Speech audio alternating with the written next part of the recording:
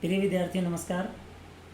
आज हम कक्षा 7 की गणित में त्रिभुजों में सर्वांग समता के बारे में पढ़ेंगे। सबसे पहले हम सर्वांग समता शब्द का अर्थ जानेंगे। इसको अगर हम अलग अलग लिखें तो सर्व जमा में अंग जमा में समता, मतलब सर्व मैंने सारे, अंग मैंने भाग और समता का मतलब समान। यानी हम ये कह सकते हैं कि ऐसी दो आकृतियाँ जिनके सारे भाग आपस में समान हो तो वे दोनों आकृतियाँ सर्वांग सम होंगी। जैसे उदाहरण के लिए हम बच्चों ये ब्लेड ले सकते हैं। ये दोनों ब्लेड को अगर मैं ऐसे मिलाऊं तो दोनों बिल्कुल आकृति इनकी समान है, जैसे ऐसे दिखाई दे रहा है जैसे ये एक ही हो। तो इसलिए दोनों ब्लेड हम कह सकते हैं सर्वांग सम है। यानी दो ऐसी आकृतियाँ जिनके सभी अंग अगर बराबर हों तो दोनों आकृतियाँ सर्वांग सम कहलाएंगी। और भी इसके बहुत से उदाहरण हमारे आम जीवन में, जैसे ये दो सिक्के हैं, एक 2 रुपए के बिल्कुल सेम साइज़ के हैं, तो हम इनको अगर ऐसा इकट्ठा कर दें तो ये बिल्कुल सेम साइज़ के एक ही सिक्का दिखाई दे रहा है, इसलिए हम कहेंगे कि दोनों सिक्के जो हैं वो सर्वांग सम हैं। इसी प्रकार से घर के अंदर चम्मच होती हैं, बिल्कुल एक जैसी चम्मच, अगर हम इन दोनों कैसे मिलाएं तो इनकी सारी भाग जो है ना समान है, इसलिए हम इन दोनों चम्मच को सर्वांग सम कह सकते हैं। इसलिए बहुत सी ऐसी हमारे आम जीवन में आकृतियां हैं जो एक जैसी होती हैं, उन सभी आकृतियों को हम सर्वांग सम कहते हैं। अब हम सबसे पहले जानेंगे कि रेखाखंड कब सर्वांग सम होंगे। मैंने दो रेखाखंड खींचे हैं, ए और बी, एक सी और डी। दो रेखाखंड तभी सर्वांग सम होंगे यदि दोनों की लंबाइयाँ एक जैसी हों। अगर ए बी रेखाखंड की लंबाई भी 5 सेंटीमीटर है और सी डी रेखाखंड की लंबाई भी अगर 5 सेंटीमीटर है तो हम कह सकते हैं कि दोनों रेखाखंड बराबर हैं, यानी दोनों रेखाखंड सर्वांग सम हैं, हम ये कह सकते हैं। इसी प्रकार से कोणों की सर्वांग समता है।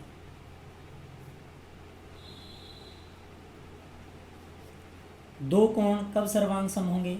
यदि दोनों कोणों के माप एक जैसे हों।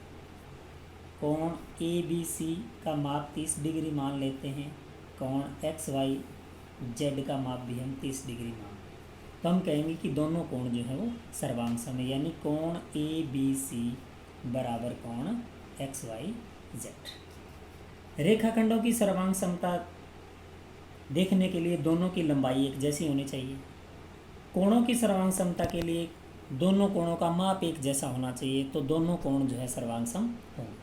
अब सर्वांग सम का जो चिन्ह होता है वो इस तरह से आप लगा सकते हैं। या तो आप 3 डंडे लगाइए, ये भी सर्वांग सम का चिन्ह होता है, या फिर ये चिन्ह सर्वांग सम का होता है, 2 डंडे और एक बार ऊपर ऐसे।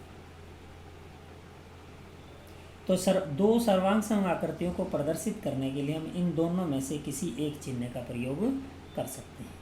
तो आज हम इससे आगे त्रिभुजों में सर्वांग समता के बारे में पढ़ेंगे। त्रिभुजों में सर्वांग समता के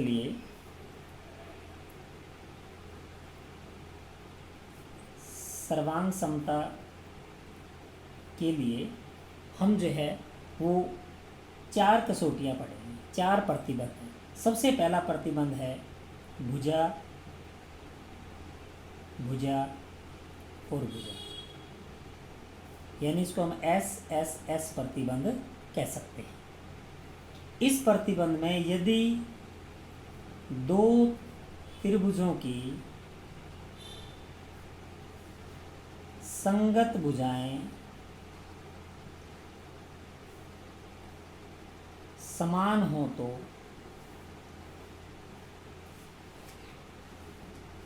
दोनों त्रिभुजें सर्वांग सम होंगी।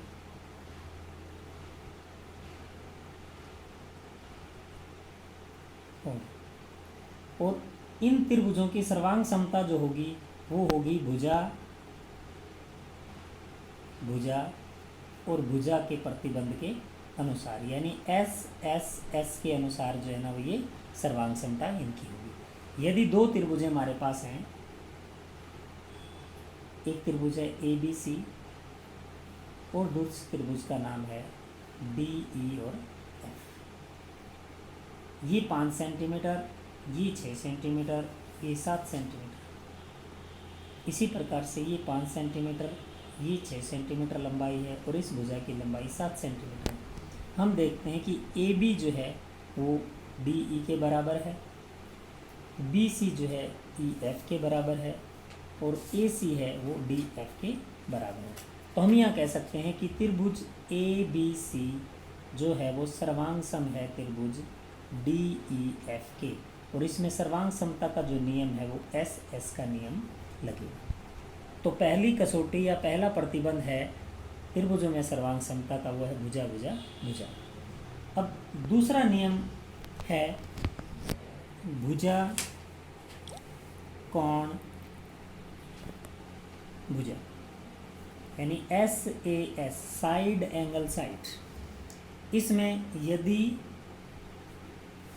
दो त्रिभुजों की दो संगत भुजाएं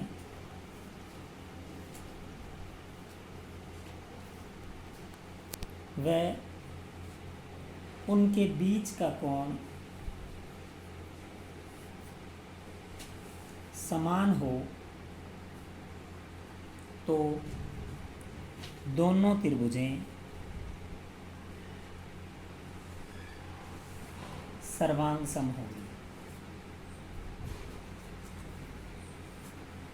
और इस प्रकार जो सर्वांग समता है वो जो उसकी कसौटी है एस ए एस, यानी दो संगत भुजाएं और उनके बीच का कोण जो बराबर हो तो वो त्रिभुजें सर्वांग सम होगी। और इसमें सर्वांग समता का जो प्रतिबंध या कसौटी या नियम है वह है भुजा कोण भुजा का।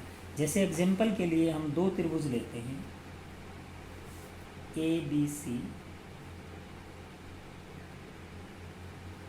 डी ई और एफ। इसमें ए बी 5 सेंटीमीटर लेते हैं, ये 6 सेंटीमीटर ले लेते हैं, ये 5 सेंटीमीटर है, ये 6 सेंटीमीटर। ये कोण हमारे पास दे रखे हैं 50 डिग्री का, ये कोण भी हमारे पास 50 डिग्री। तो हम देखते हैं कि ए बी जो है वो किसके बराबर है, डी ई के, और ए सी जो है वो किसके बराबर है, डी एफ के, और कोण ए बराबर कोण बी बराबर 50 डिग्री।